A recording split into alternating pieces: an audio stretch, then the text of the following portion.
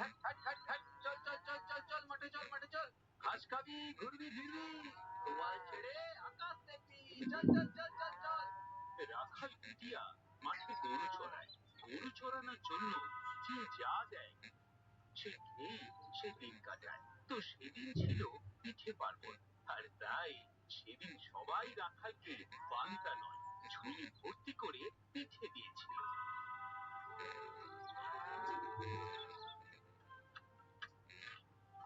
আহা, কি ভালো খেতে, একেবারে রসে ভরা।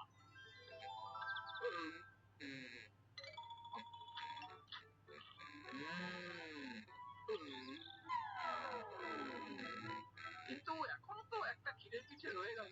কি করি কি করি কি করি? হ্যাঁ, এটা বরং পুঁতে দিই, গাছ হবে তো। যেমন ভাবা তেমন কাজ। রাখাল মাটি খুঁড়ে পিঠেটাকে পুঁতে দিয়ে বলে, এই শোন, কাল যদি গাছ হয়ে না বেরিয়েছিস তবে তোকে তুলে নদীর জলে ভাসিয়ে দেবো। হ্যাঁ। তারপর গলায় গামছা তুলিয়ে গরু নিয়ে গায়ে ফিরে যায়।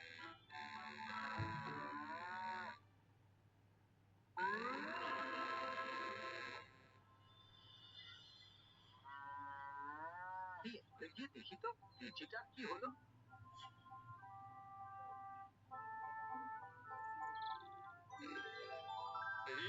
ও মা, এই তো ধরেছে ধরেছে, পিঠে গাছে পিঠে ধরেছে। এবার জল মাটি দিয়ে একে বড় করে তুলবো।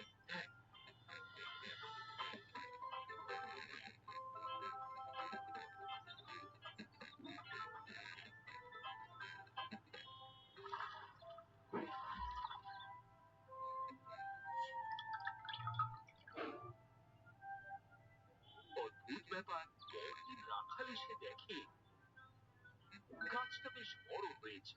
গাছ ভর্তি থোকা থোকা ঘিরে পিঠে ঝুলতে দেখা যায়।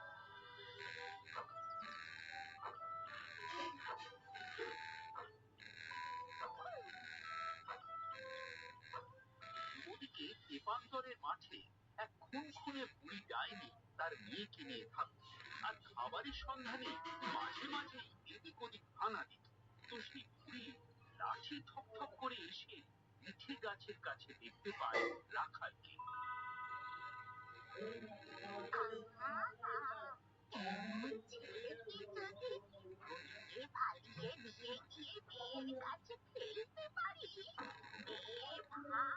খুশি হবে তারপর মা পেতে দুজনে মিলে চিবিয়ে চিবিয়ে ওরে ও নাতি, আমায় একটা পিঠে দে না বাবা। হ্যাঁ হ্যাঁ, নিশ্চয়ই দেবো, দাঁড়াও। হাত পাতো। না না, পিঠেতে হাতে কষ্ট হবে। তাহলে আসল কত? তোর কি ভুল? তার থেকে এক পাশে নেমে এসে দে না বাপ। আচ্ছা বেশ, বসো, আসছি আমি। ভালো নাতি আমার, আয় না। যেই না রাখাল পিঠে নিয়ে নিচে নেমেছে, ডাইনি বুড়ি হপ করে রাখালের পিঠে ধরে আর জাদু করে একটা ঝোলের মধ্যে রাখালকে ভরে পেটে ফেলে। কি করছো? আরে ছাড়ো ছাড়ো আমাকে, ছাড়ো বলছি, ছাড়ো। ডাইনি কোনো কথা না শুনে ভুলে নিয়ে রওনা দেয়। খানিক দূর যেতে বুড়ি ডাইনির ভারী তেষ্টা পেল। গলাটা শুকিয়ে আসছে, এবারে বস্তাটা নামিয়ে একটু জল খেয়ে নিই বরং।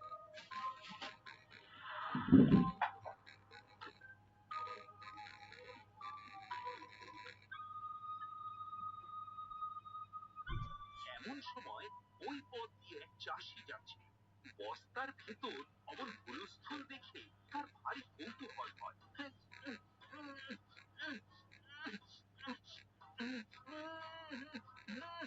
কি রে বাবা, কোলেটা অমন করে নড়ে কেন? কি আছে? তাই দেখি তো।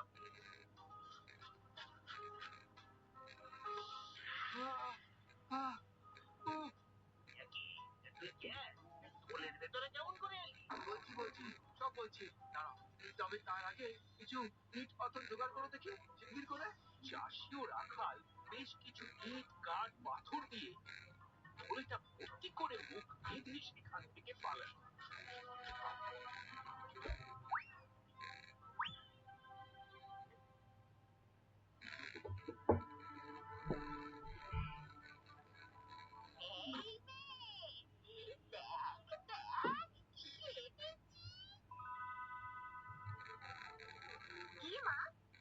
মানুষ রে মানুষ, এবার ভালো করে রাঁধবি কি?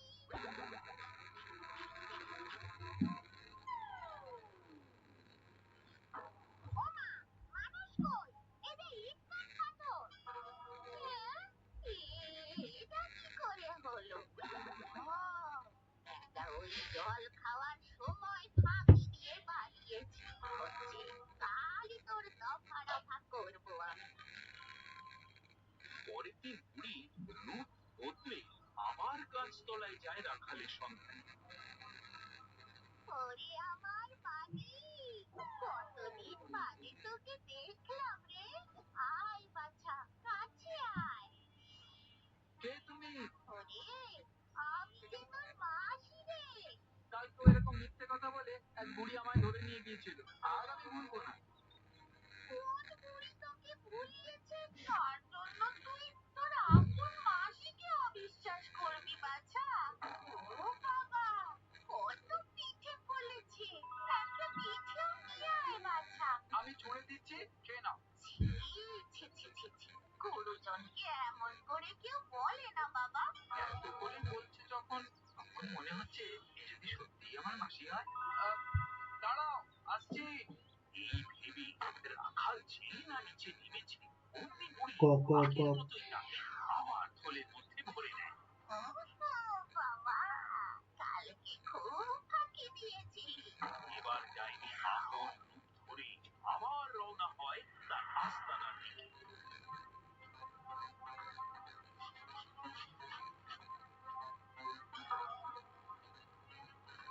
কি রে মেয়ে, খুশি তো? হ্যাঁ, খুব। তবে নে, এবার ভালো করে রেঁধে ফেললি কি? আমি একটু ভালো করে নিয়ে আসি। বাহ, কি সুন্দর চুল গো তোমার, কোকড়া কোকড়া।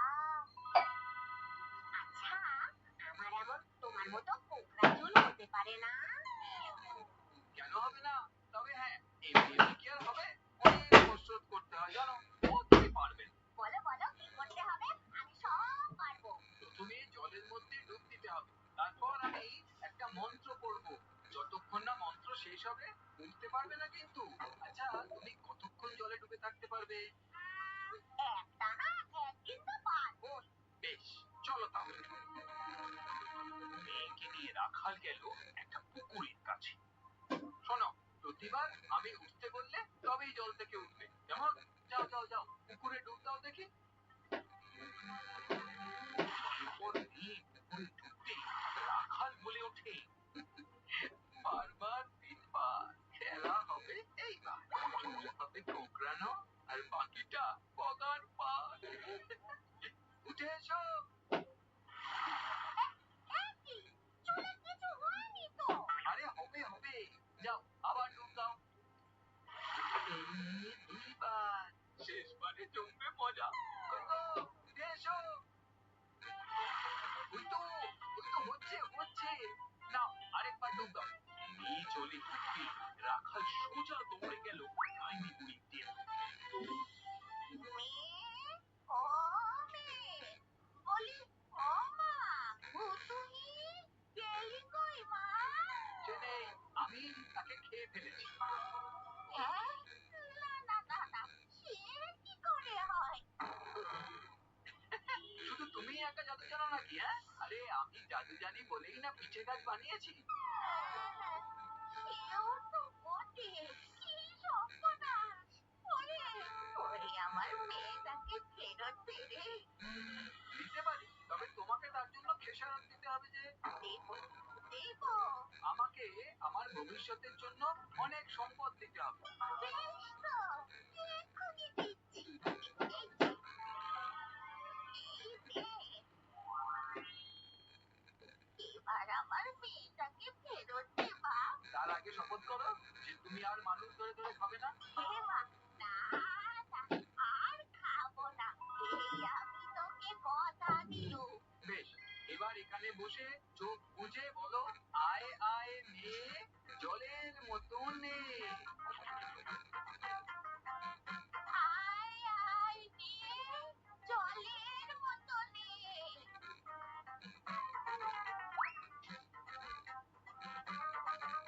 এই যে মেয়ে, উঠে এসো। এ মা, কোথায়? আমার চুল তো এখনো কোঁকড়ায়নি। ও আস্তে আস্তে হবে। এখন যাও, মার কাছে ফিরে যাও, তোমার মা তোমাকে ডাকছে।